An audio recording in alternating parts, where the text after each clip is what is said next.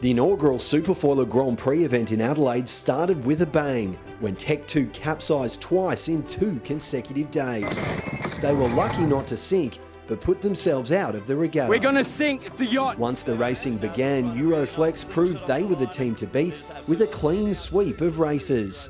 ID forced the Euroflex boys to work hard in a couple of the races and fought closely with Pavement to finish second and third respectively. Paul Campbell-James decided to go for a quick dip in the sharky waters before jumping back on board. Record Point got out of control and ended up upside down, but Ever the Sports still saw the funny side of it.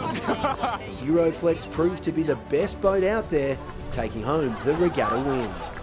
It was then on to Corio Bay Golong for the second leg of the series, where Record Point made a big early statement in the race of the series so far when they lost by a whisker at the finish line to Euroflex. That's the schnitzel. Tech 2 made a welcome return to racing, although Luke Parkinson decided to take a cooling plunge in the water, while ID suffered a major fail when they snapped a foil, ending their day. The Corio Bay racetrack produced some epic speed runs from each of the teams.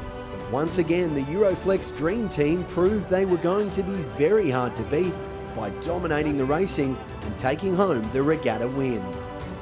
Event 3 went to the Glitter Strip on the Gold Coast, where a tight broadwater racetrack combined with a ripping tide, solid breeze and spectator craft provided for some exciting and hard racing.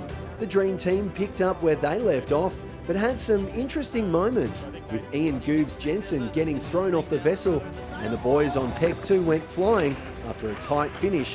Pavement got into a spot of bother with the start boat, while ID was the first team to beat Euroflex after Tech 2 tangled up with the top mark and the race was forced to be abandoned. Copy that, race which didn't committee. please Next some. time we're winning a race, we will take up a mark. Over. Once again though, Euroflex proved to be the best boat out there, taking home the regatta win. It was then off across the Nullarbor to the crystal clear waters of Busselton, Western Australia. This time it was Euroflex who suffered major damage, putting them out of the first 2 days of racing. This gave the other teams a sniff and an opportunity to close the gap. Pavement provided the highlights with their spectacular nosedive at nearly 40 knots. Some of the skippers and umpires had their disagreements, which provided for some colourful discussions. Olivia Price showed she wasn't overawed, competing against the boys with a great third place overall. And it was Tech 2 who took the advantage with some consistent performances and some heart-in-mouth moments. It was then on to the Express SuperFoiler Grand Final from the iconic Sydney Harbour, where Saturday's racing produced the most electrifying contests to date.